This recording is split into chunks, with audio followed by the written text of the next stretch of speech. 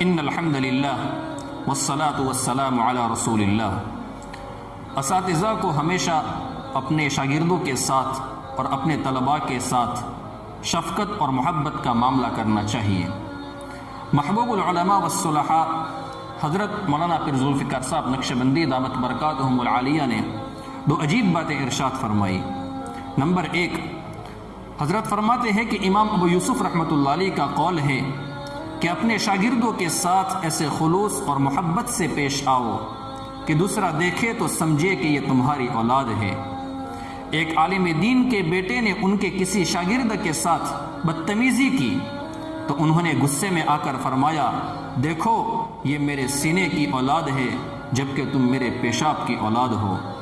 اور حضرت مولانا رشید احمد گنگوہی رحمۃ اللہ علیہ کا ایک واقعہ نقل فرمایا۔ حضرت فرماتے ہیں کہ حضرت مولانا رشید احمد گنگوہی رحمۃ اللہ علیہ طلباء سے بہت محبت اور الفت سے پیش آتے۔ ایک دفعہ مسجد کے صحن میں بیٹھے درس دے رہے تھے کہ اچانک زوردار بارش شروع ہو گئی۔